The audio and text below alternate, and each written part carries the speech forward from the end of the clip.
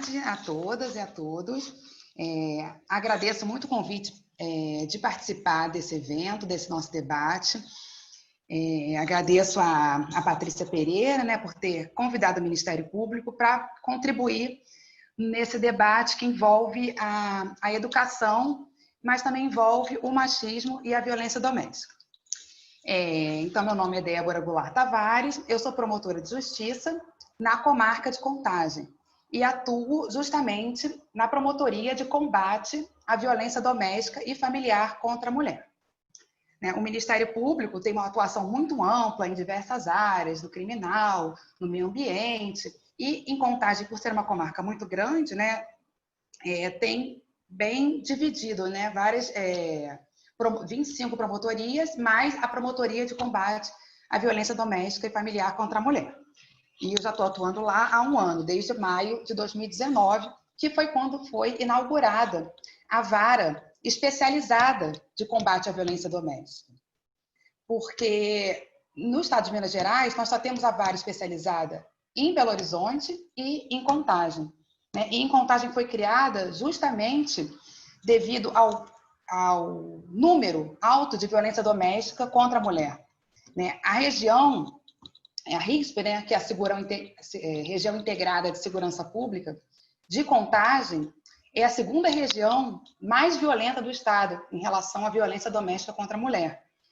E por isso a importância de ter uma vara especializada, né, e uma promotoria especializada. A gente tem aqui uns dados que no ano de 2019 foram mais de 13 mil boletins de ocorrência envolvendo a Lei Maria da Penha, né, que eu vou explicar um pouquinho para todo mundo como funciona. Porque como já foi dito aí pela Patrícia Abcook, a gente não é professora e não tem a expertise aí de vocês na área, né? Então, a gente vem aqui tentar contribuir, explicando como é o nosso trabalho e até para divulgar, né, para que vocês possam divulgar para os professores, para os alunos e para a sociedade em geral os canais de denúncia e como as mulheres podem se proteger aqui nessa época da pandemia e também sempre. Tá? Então, para explicar, o trabalho do Ministério Público na violência doméstica, né, o meu trabalho, consiste em atuar nos processos criminais que envolvem a violência doméstica e também nos processos de medidas protetivas. O que acontece? Quando a mulher sofre algum tipo de violência, ela pode requerer as medidas protetivas que estão dispostas na Lei Maria da Penha.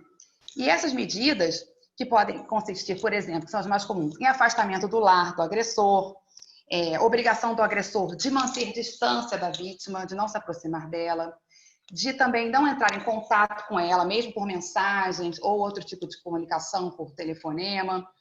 Então, a mulher, quando sofre algum tipo de violência, ela pode requerer essas medidas protetivas. Tá? Essas medidas protetivas podem ser requeridas diretamente na delegacia da mulher, que temos em Contagem, a delegacia especializada, né? E lá a mulher vai fazer um boletim de ocorrência e requerer essas medidas. Também temos a Defensoria Pública especializada no atendimento à mulher vítima de violência. E também, no caso, que eu sou o representante do Ministério Público, a mulher também lá pode ter o atendimento. Tá?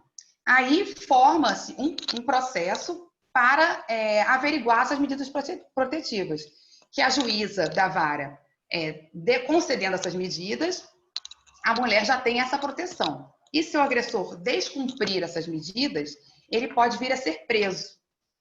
Tá? Por isso a importância dessas medidas protetivas e da agilidade na concessão delas. Além desses processos de medidas protetivas, obrigada, gente. Então, além dessa questão das medidas protetivas, que são o mecanismo que a gente tem na lei para proteção da mulher de forma mais rápida e urgente, o Ministério Público também atua nos processos criminais, porque quando o homem pratica algum desses atos, eles podem constituir em crimes, como, por exemplo, ameaça, lesão corporal, vias de fato, que é ele agredir a mulher sem causar uma lesão. Então, e até o pior deles, né, que é o ápice, que é o feminicídio, que aí é até mandado para uma outra vara, que é a vara do júri. Mas quando, então, ocorre um crime, ocorre uma investigação policial e depois uma denúncia do Ministério Público, que vira um processo para o homem ser punido, receber uma pena por esse crime. Tá? Então, tem essas duas searas, que é a medida protetiva e o crime em si, que a gente tem que apurar, é investigado, e depois o homem recebe uma sentença, recebendo uma pena por esse crime praticado, tá? Se for comprovado que ele realmente existiu.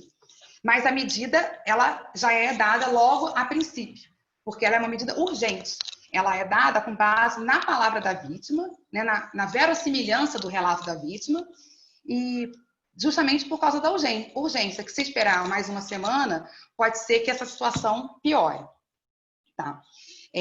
A Lei Maria da Penha é muito falada, como a Patrícia Bicuc falou, muita gente conhece, mas às vezes não conhece os mecanismos, né, que estão dispostos na lei, porque acaba que é uma questão mais técnica, então é importante que todo mundo saiba, né, como se proteger.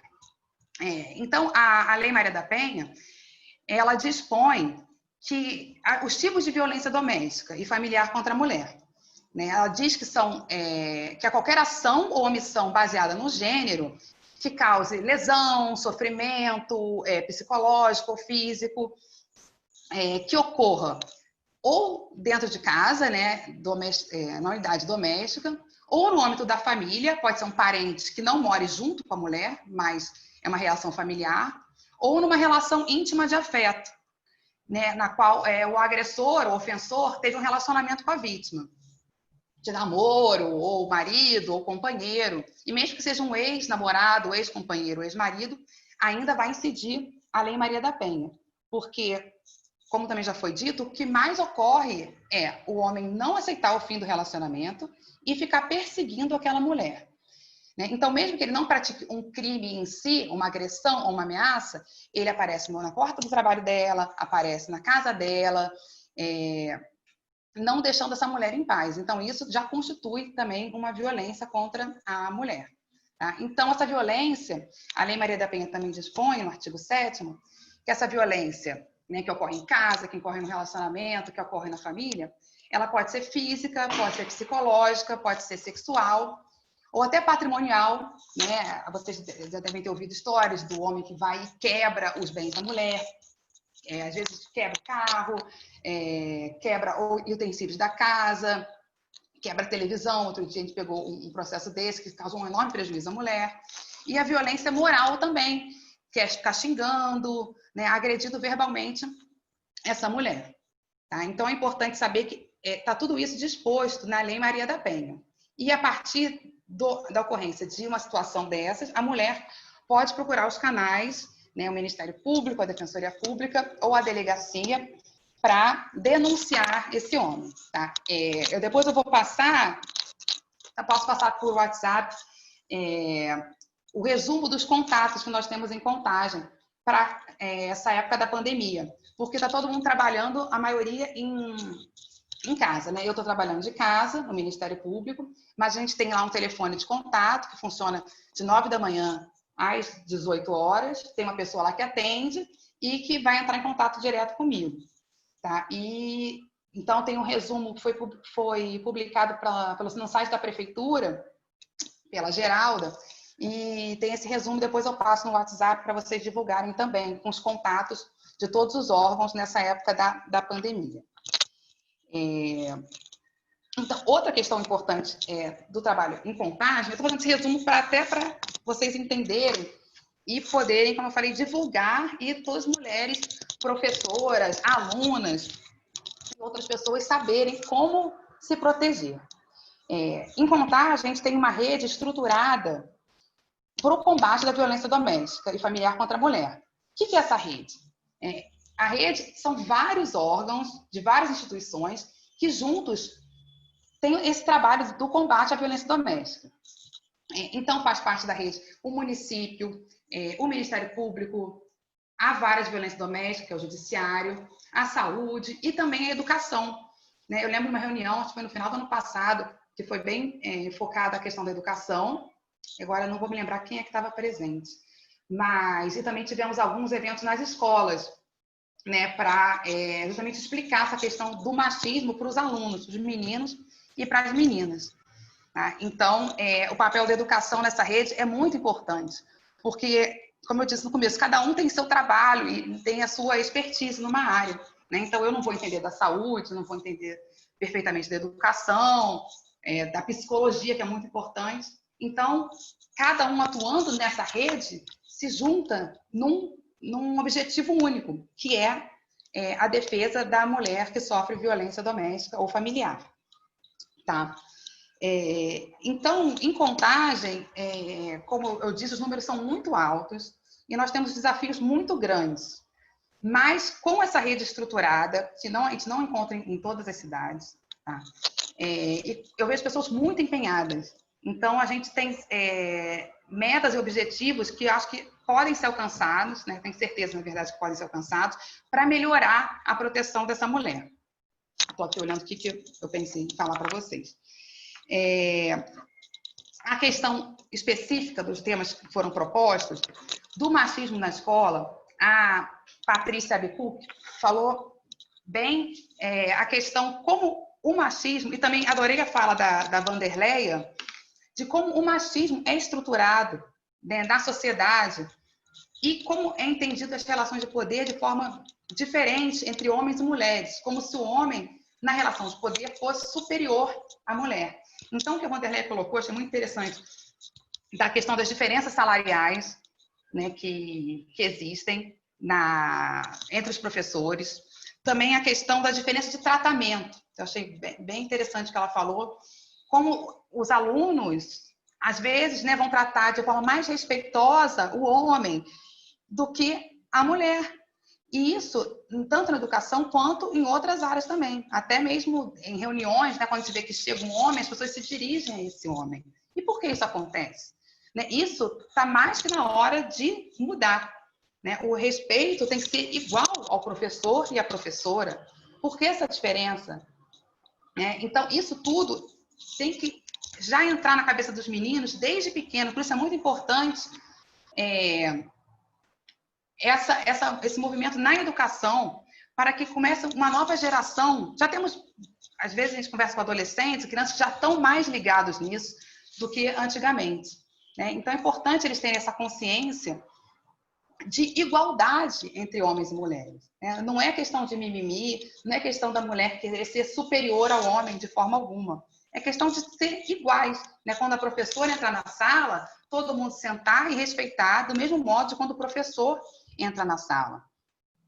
Então, isso é importante conscientizar os alunos, né? Pensar aí no comitê, a gente pode pensar, tem até uma nova reunião amanhã, pensar em mais ações nas escolas, até quando passar essa questão da pandemia, né? A gente poder voltar aí nos ambientes ao vivo, presenciais, para essa questão entrar na mente dos alunos, tanto meninos quanto meninas, porque às vezes as próprias meninas têm esse conceito do machismo na mente. Então, isso é muito importante, por isso é muito importante o papel dos educadores. Também, quando foi dito questão da violência sexual que ocorre dentro de casa, muitas vezes, né, e a maioria das vítimas são meninas, e como os professores muitas vezes são os primeiros a notar, professores, diretores, né, os educadores em geral, notam e reportam aos pais, reportam ao conselho tutelar. Também já peguei diversos processos assim, nesse sentido, com carta da diretora explicando o que tinha acontecido, o que ela tinha observado. Então, essa observação do dia a dia do professor também é muito importante para a gente verificar essa violência que ocorre com mulheres adultas e também com crianças. E essa violência com crianças, muitas vezes, é uma violência sexual, o que é muito triste e muito preocupante. Deixa eu pensar o que mais eu queria falar com vocês. A questão do ciclo da violência também é muito importante ser ressaltado, como também já foi dito nas falas anteriores, como a mulher não pode ser colocada como culpada pela violência que ela sofre. Também é muito difícil a sociedade ter essa mentalidade de não culpar. A própria mulher, como a Patrícia disse, no dia a dia, a Patrícia Abicuk, Patrícia 2, no dia a dia, como eu faço muitas audiências com muitas mulheres, a gente vê elas se desculpando por ter chamado a polícia, por ter acionado a polícia militar. Ah, não, aqui na hora ele estava nervoso, na hora ele tinha bebido. Acontece que a bebida, como foi dito, né, o fato de estar em casa, o fato de estar desempregado, o que agora na pandemia também aumenta, né, a questão da bebida, do desemprego, e que o homem às vezes se acha no direito de descontar na mulher. E a mulher muitas vezes, e até mesmo a família dela, muitas já me relataram isso também em audiências, a família fica do lado do homem, mas ele fala, mas ele é um bom marido, ele é trabalhador. E o que tem a ver ele ser trabalhador com o fato dele praticar violência? Né? Uma coisa não exclui a outra. E a mulher tem que parar de tentar se desculpar, né? Mas nós temos também que entender o lado dela, porque tem toda essa questão social, de toda uma história da sociedade brasileira e mundial, e que a mulher é responsável pelo casamento, por manter o casamento, por manter pelos filhos. Então, elas muitas vezes se desculpam. E isso a gente tem que tentar, de toda forma, mudar. As mulheres que eu consigo ter contato nas audiências e nos atendimentos do Ministério Público, que a gente também faz os atendimentos lá, a gente tenta explicar para elas que elas não são culpadas por isso, né? E que elas têm que sim acionar a polícia militar, a polícia civil, né? Pedir a medida protetiva quando ocorrer uma violência, porque nós temos que impedir o pior, que é o feminicídio. E a mulher que está dentro desse ciclo de violência, que começa um dia como uma humilhação, com um xingamento, reclama da comida, reclama que não passou a roupa. Também gostei muito do poema que foi lido no começo pela Patrícia Pereira, porque fala, passou do limite, chega.